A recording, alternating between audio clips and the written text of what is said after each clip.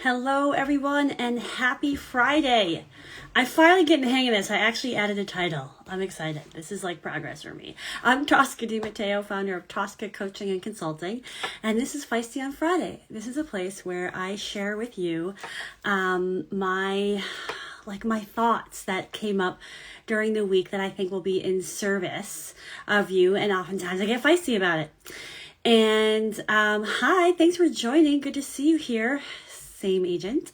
And today the topic is going to be In Stillness, Purpose Speaks.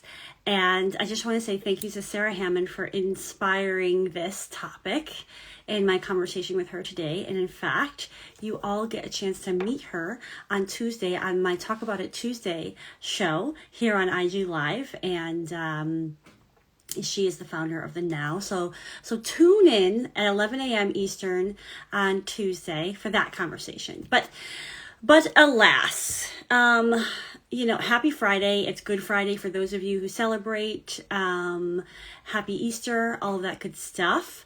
And hopefully now and this weekend is a time where maybe you have some opportunity to be still, to take some time for yourself. And that's really important, right? I know that here we are, right, a year after the pandemic started, and so many people's lives have turned upside down, right? And so many people are awakening to what life they want to live, and are they living it, And it can be a really confusing time to be like, oh, wait a minute, I don't think I'm happy in what I'm doing in my life. I don't have clarity on my purpose or my callings or anything like that. And now what? And it can make you feel lost and be confused about which foot you're supposed to put in front of the other. And I totally get that. I get that because I've been there. I had a career in marketing, and I always kind of wanted my my career to fulfill me, to fill me up. Not everybody feels that way, right? Not everybody feels like their purpose and all that has to come through the work that they do. Some people look at the work that they do as a means to an end, right? As a way to earn a living, and they fulfill their purpose in other ways. That wasn't me. And I think there's a lot of people that they want to spend these long days doing something that makes them feel good, right? And I remember being really jealous of friends that had this strong mission-based purpose, and they knew it and it was clear, because I felt like I didn't have that. And that wasn't really true. I just didn't know how to see it. I didn't know how to let it unfold. I didn't know that it didn't have to be this big, huge understanding, that it could be small, it could be in the moment, tugs at my heart that told me more about what it was I was all about and what was important to me, and that ladders to purpose. We use words like purpose and callings, and it can feel so big, it can feel so unapproachable, it can feel like impossible to figure out. But if we just ask ourselves, what am I called to do today in this moment? And that could be, I feel called to, call a relative, or I feel pulled to really put a book club together. Really honor those whispers that you get, because that is so valuable.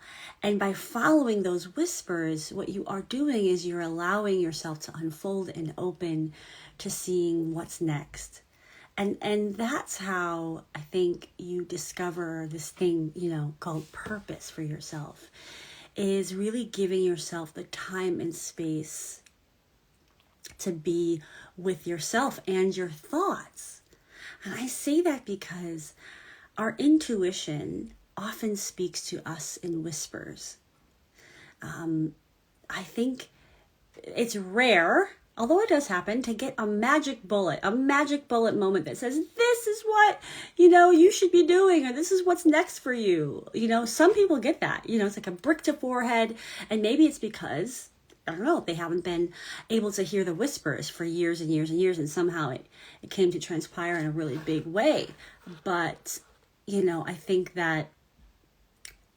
I think for a long time I wanted that, and I was hoping for that magic bullet that kind of never really came. For me, it's been an unfolding. And even, as I made a huge decision to transition, as I made a huge decision to leave my corporate life behind, to discover what was next, I still didn't know what that was for me, right? I left with a big question mark. Which was scary. But what I did is I gave myself the time and space to just be. To be a human being and not a human doing. And actually, I just happened to pull out this necklace today, which is interesting because I just realized, this is my B necklace that me and my BFF, we both have the same one. It was to remind us to just be, to be in the moment, to allow, to not try and figure anything out, but let it come to me, which is a total different way of thinking. It's a different way of being, because I think what we've been taught, what we've been trained to do, is to do, to force, right? To not stop, with this false impression that we are in control, right? You're not in control. You are not in control of anything other than your own actions and your own energy and your own responses to life. And so, I think this is a really important message for people right now. A lot of people who are in the job search, a lot of people who are trying to figure out what's next for them in this next chapter. And, I think a lot of people, they set these goals for themselves, right? I'm going to get a job in 3 months. I'm going to get a job in 6 months. And you know what? You're not in control of that. You're not. I hate to tell you, right? What you're in control of is, what are you doing, right, to allow what is meant for you to come your way? And I pause because how are you currently thinking about it? Are you currently asking yourself, what do I need to do to get this thing that I need to get? Right? Because that's a forcing, and that's a false impression that you are actually in control of the outcome, right, of your goals. So you really have to kind of stop and say, am I giving myself space? Am I allowing myself to be still? To acknowledge that I am enough in this moment, regardless of what I am doing, that I am enough and I am a powerful being. And I don't have to do anything. I just have to allow myself to be, and my truth will unfold. And I know it's easy to say this.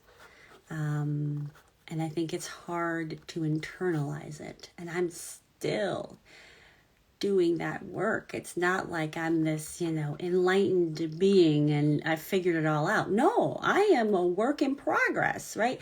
Even I've launched my business, right? And even in this journey, there's a lot of options for how I can spend my days and what I can be doing, what work I want to focus on getting and all that stuff. And I have to keep coming back to stillness to understand what is my next move.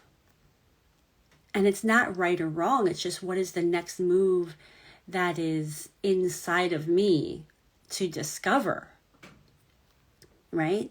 To listen to my own inner guidance more and more, and to tune out the external, to tune out the opinions and projections of others, which is often what we get. We often get that. We don't often get the space to find out for ourselves.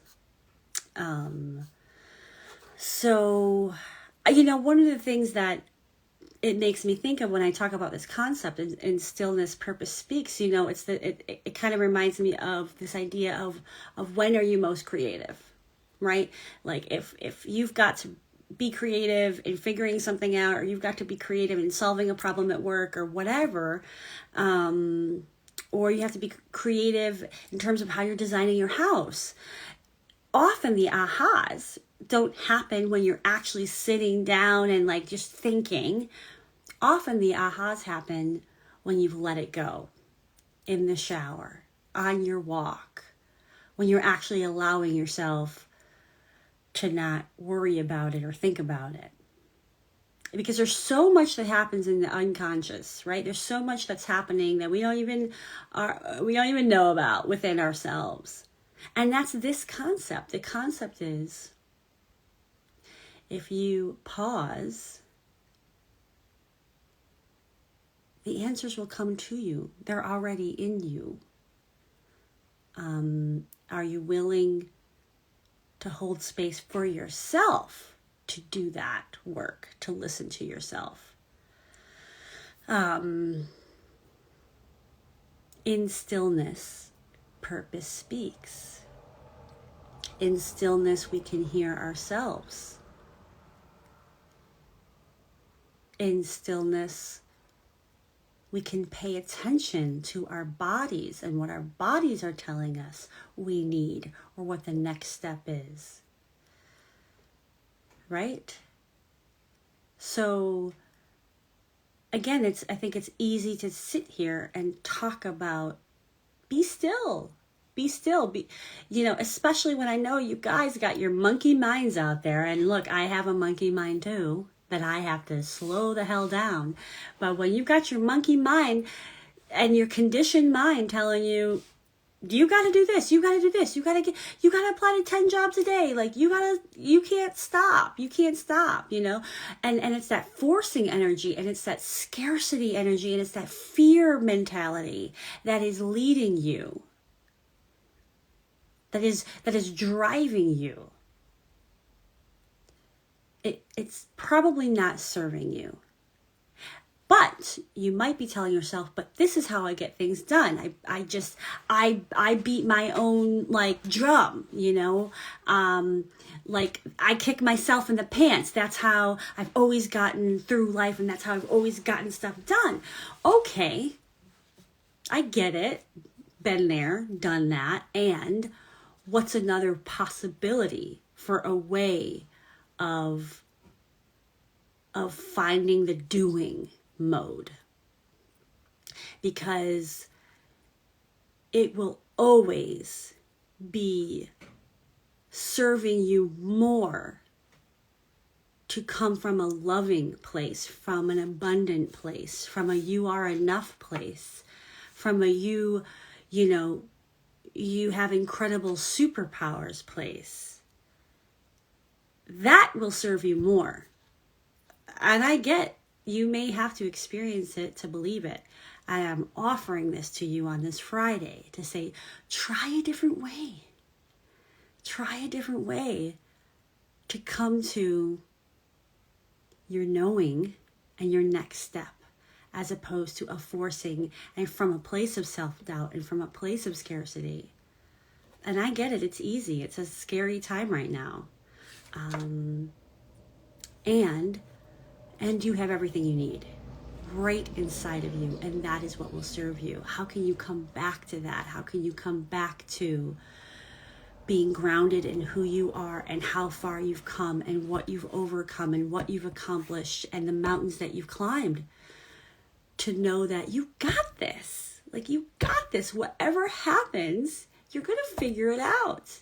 You're going to listen to yourself. You're going to honor it. You're going to know. Whatever happens next. And from that mindset and from that energetic space, discovering your your best next move. Again, I'm not going to say your right or wrong next move. It's just what you think is your best next move in this moment.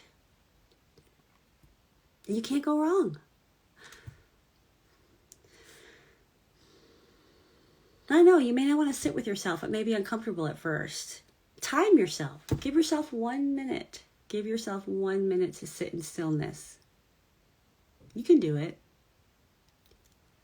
You know, I was speaking with somebody this week who mentioned the time she's been the most still and the most quiet and the most undisrupted and the least distracted was when she was flying on airplanes overseas at the time when you couldn't even do Wi-Fi, right, on airplanes.